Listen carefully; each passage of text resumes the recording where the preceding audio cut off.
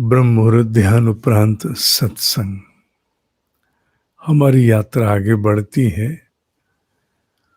और हमारे इस श्वेत वाराह कल्प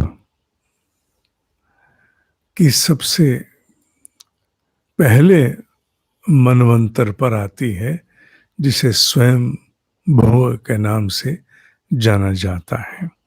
स्वयं भुव, इसके अंतर्गत आने वाले सप्तऋषियों में आज जिनका उल्लेख हम कर रहे हैं वो है ब्रह्म ऋषि अंगिरा या अंगिरस।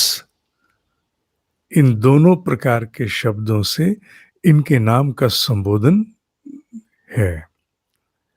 अंगिरा शब्द का संबंध अग्नि से है, जिससे एक प्रचंड तेज की उत्पत्ति हो रही हो, उसे अंगिरा कहेंगे।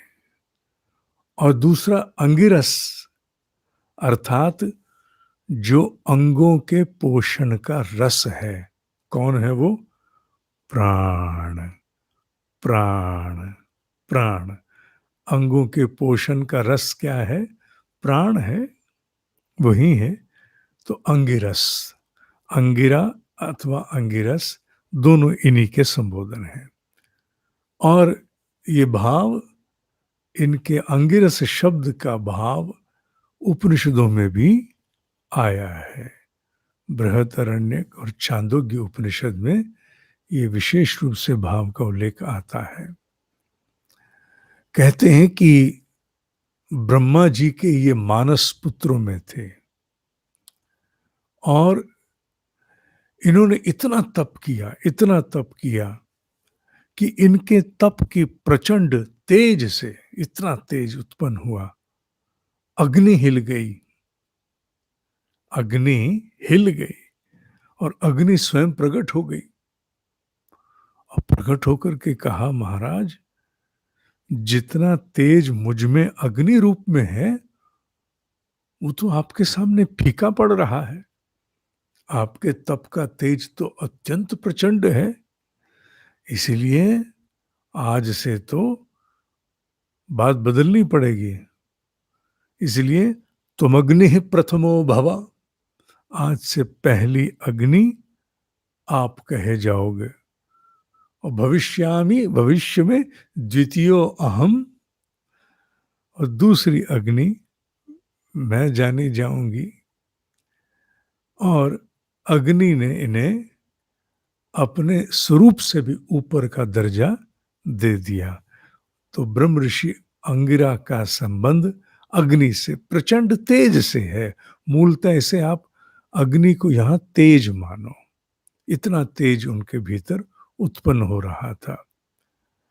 और अंगिरा शब्द का एक भाव और भी है जो मेरे अध्ययन में आया, वो ये कि हमारे एक बहुत बड़े ब्रह्म ऋषि हुए हैं, ग्रह नक्षत्रों को खंगालने वाले, जिनका नाम था वराहमिहिर।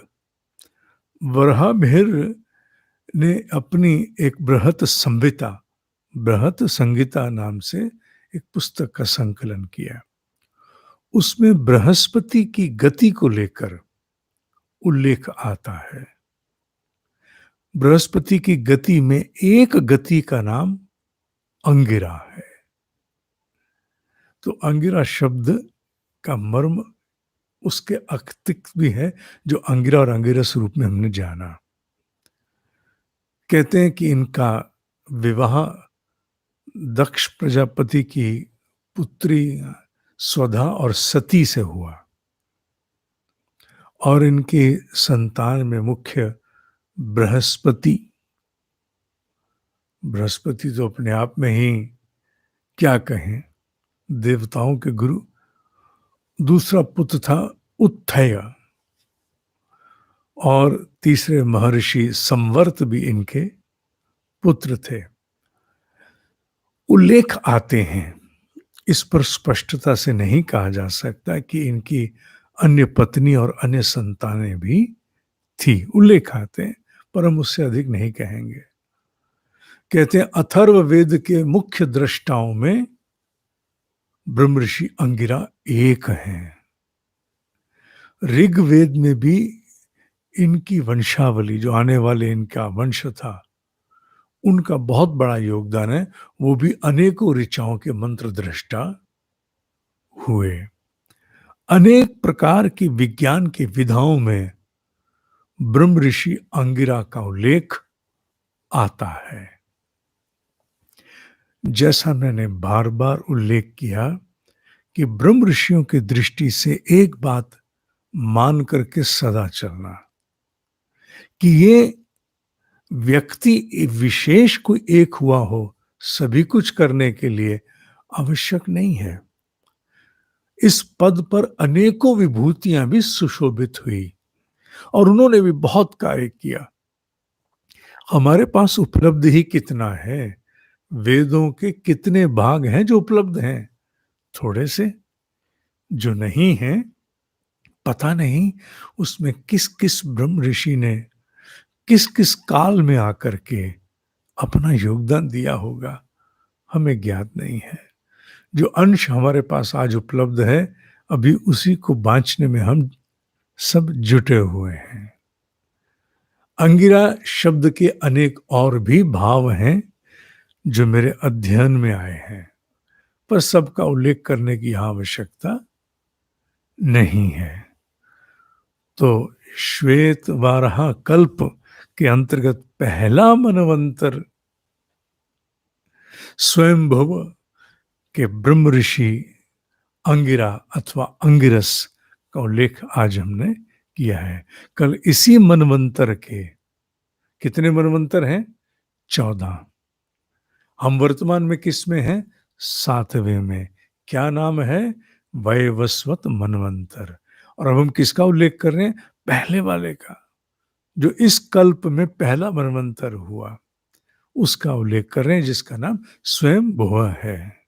आज उसके ब्रह्म ऋषि का उल्लेख हुआ, एक का। बाकी आगे यात्रा बढ़ेगी। ओम ही सत्य है, ओम ही सत्य है, ओम ही सत्य है।